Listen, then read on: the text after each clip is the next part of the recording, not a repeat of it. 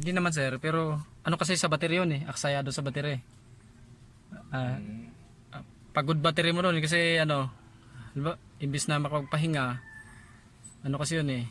Eh, anong dapat lalagay doon? Mas maganda sir naka-automatic. Kaya lang, mahirap din kasi kung ibalik sa automatic yan, hindi nyo rin alam yung history. Baka pag ibalik sa Oo. automatic, baka mag-overheat naman. Kaya nga. Kaya, Mas maganda sana kung alam nyo yung history. hindi ko alam ang history. Kaya, ang dami ko na napaano dyan. Oo. Yung mga sir, bali ito, Toyota Corolla. Taga saan kayo sir? Ang taga-Imos. Taga Imos pala si sir. Bali ito ang problema ni sir, yung RPM tsaka yung speed of gauge hindi gumana pareho daw. Oo.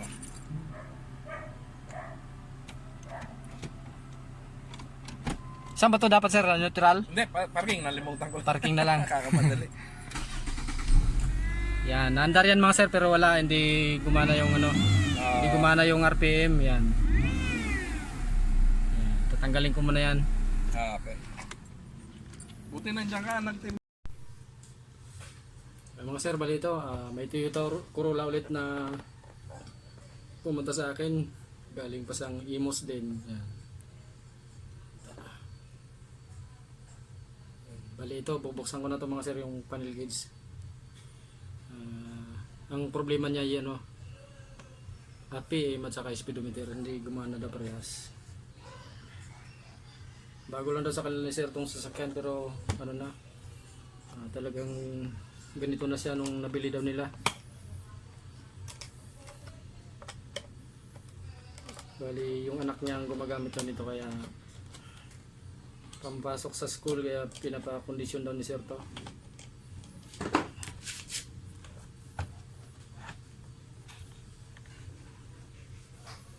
May mga bakat sa lupa mga sir Tingin ko nito hindi na rin to yung original na panel gauge doon sa sasakyan. Baka binili lang dito sa dating mayari.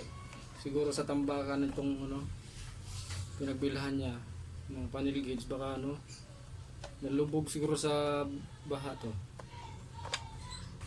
May mga putik mga sir sa mga tornilyo.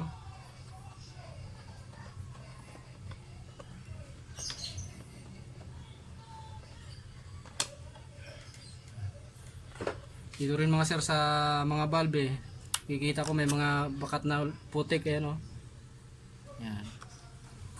Makikita ko tong loob dito mga sir kung nakababad talaga sa baha to. Yan May mga putik mga sir, hindi kalawang pero putik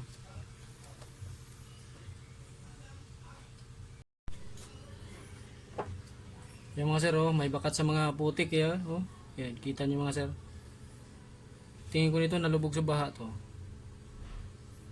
Gana naman yung temperature niya at saka fuel lang hindi daw gumana ito. RPM at saka speedometer. Yan, bubuksan ko to para makita kung baka puno sa putik din tong loob nito.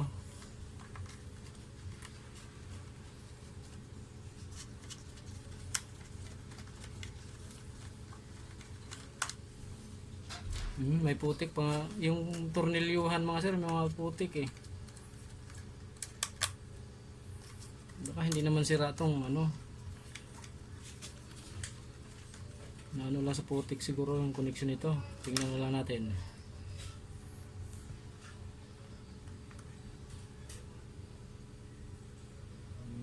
Yan, sunog nga. Sunog yung kapasitor mga sir.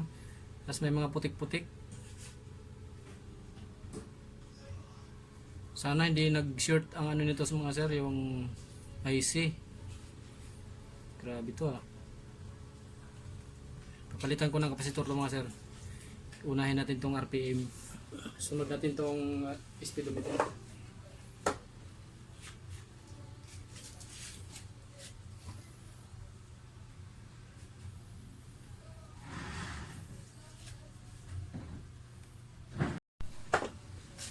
Yan, ito mga sir Yan. Kita nyo mga sir, putik Halatang nalubog sa baha tong Hindi ko alam kung panel gauge lang o baka buong sasakyan ang nalubog sa baha. Bago lang daw kasi sa kanila to mga sir Bali sinuwap sa Inmax daw nila sir, tapos nagdagdag daw sila ng 15 kasi request ng anak niya 4 wheels na lang daw gagamitin kasi ano sa highway yung motor eh.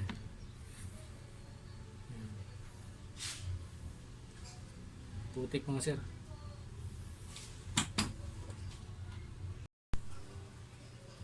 Ay, nasa freeze pa daw kayo malaki. Wala na.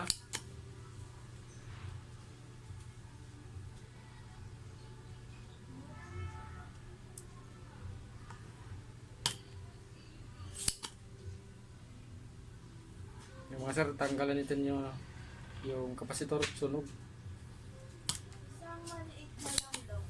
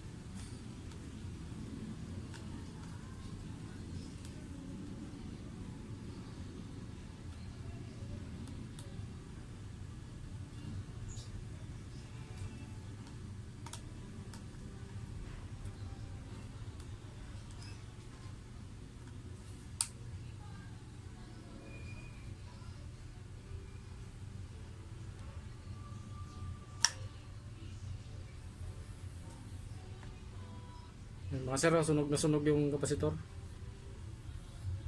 Palitan natin. RPM to mga sir.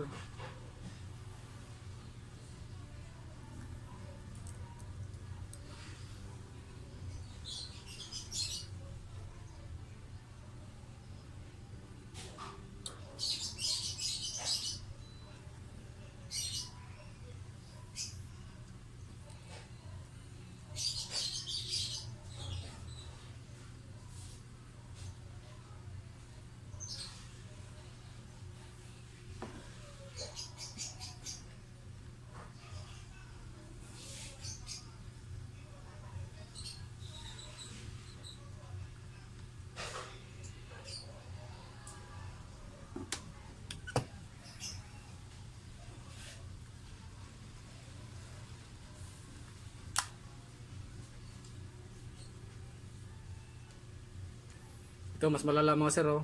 Kinain na ng kalawang yung ano. Paa.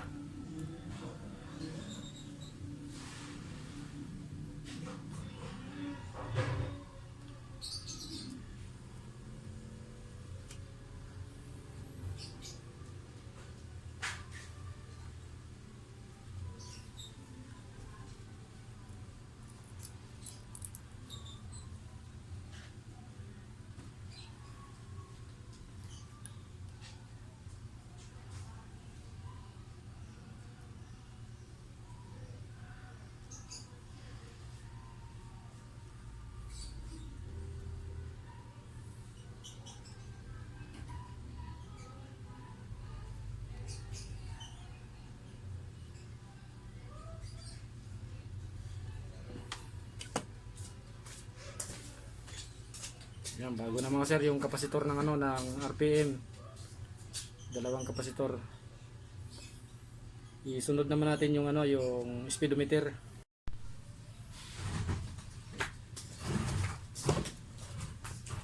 Yung mga sir, bali ito yung ano yung speedometer yan.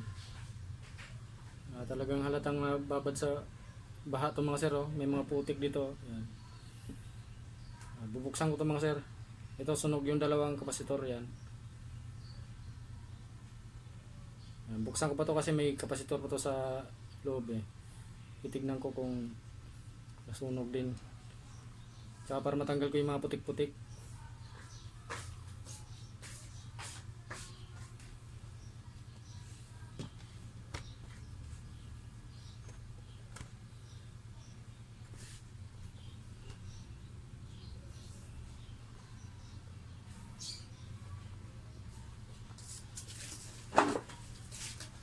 Ito mga sir, oh, yan, putik ko. Kita nyo yan mga sir. Yan. Yan, halatang naka ano sa baha eh. Isang ko na lang yan mamaya.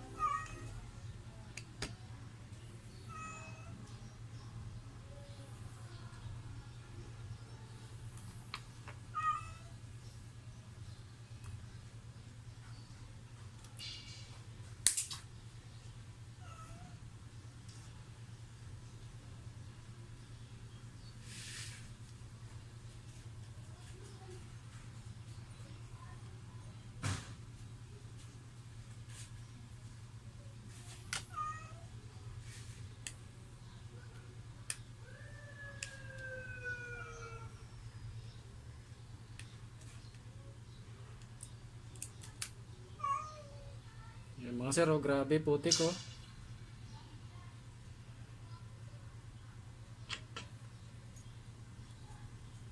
Sunog pati. Walang kung sunog din tong resistor. Check ko na lang ito. Yan mga sir, kinalawang na oh. Grabe putik ah.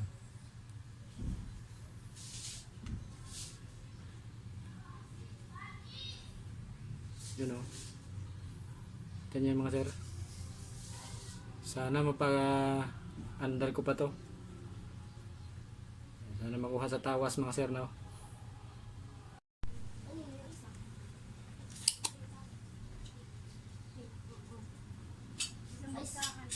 Ice pop nga po.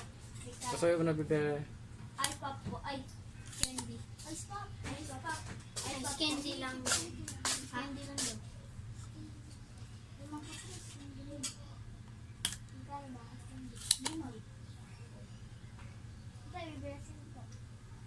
Saan pa ba yung may sinali ng ice pop? Di ko alam. Hindi.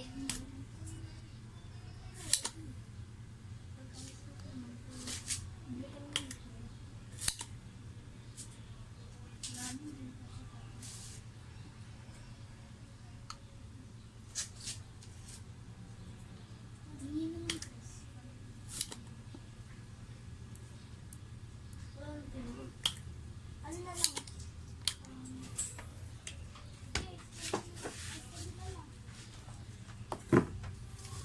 Sige po, ice candy.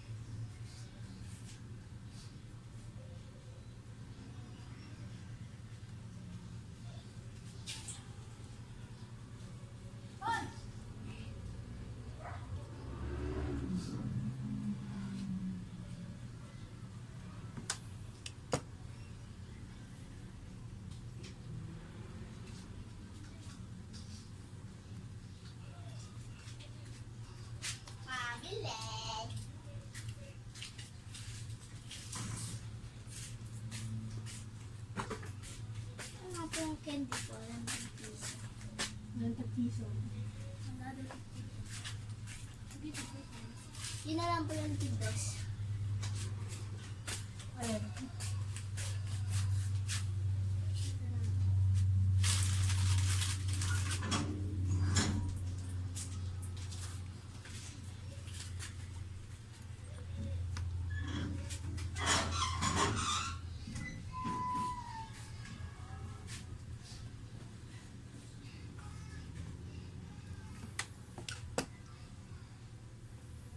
Yes na mga sir, yan. Bago na yung kapasitor.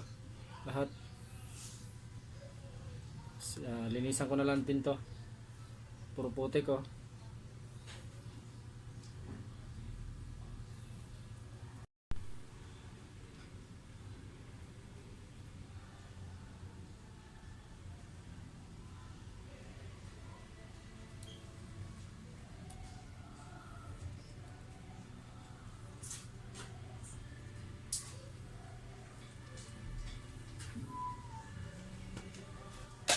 Pabili. Ito suyo.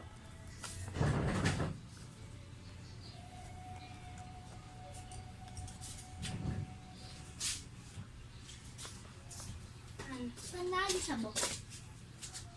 Dalawa. Plus isa. Meron po sandilyo. Wala. Sige.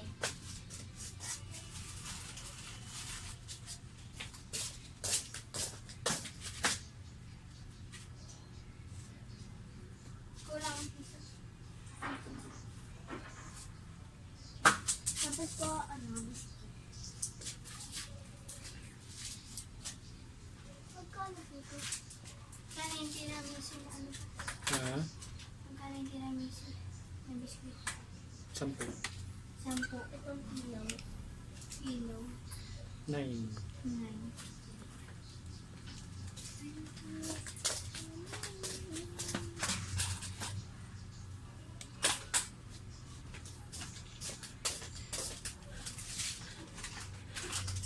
Ay, pwede isa na lang.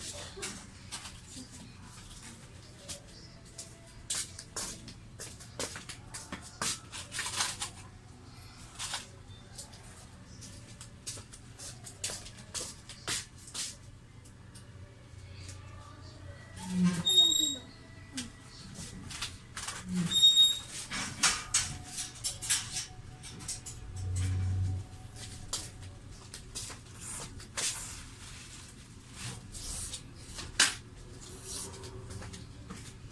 Yung mga sir oh. Dan lupa kasi. Yung putik. Silitan din ng ano. Contact cleaner.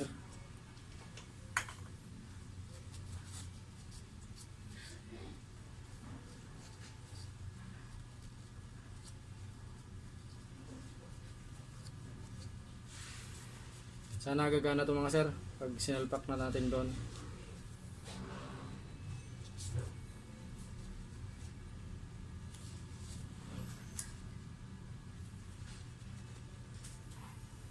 Simbol ko na to mga sir para may testing na doon sa ano sa sasakyan. Ito yung mga pinalihan ko mga sir. Oh. Ayan. Mga sunog. Mabuti mga sir yung needle niya hindi stack up. Yan oh. Hindi siya nag-stack up. Kasi puro na ano sa putik yung ano mga sir, yung coil spring niya doon sa loob. Siniritan ko na lang ng ano, ng contact cleaner para hindi kainin ng kalawang. Inumpisa na mga sir ng kalawang eh. Ay, mga sir, test drive namin ni sir yung ano para makita yung speedometer. Wala, hindi tayo makabuelo eh. Sa makita lang na ano, gumana ayan oh. Yan, gumana na. Yan sir, ayos na yung ano, speedometer ni sir. Gumana na din. Pangit kasi mag-drive ng ano. Merong hindi nagana no? Oo. Para kang ano, naglalaro lang. Yan, ayos na. Kirit naman yung takbo niya. Ito tayo sir kanan para maliit na yung ikutan natin doon.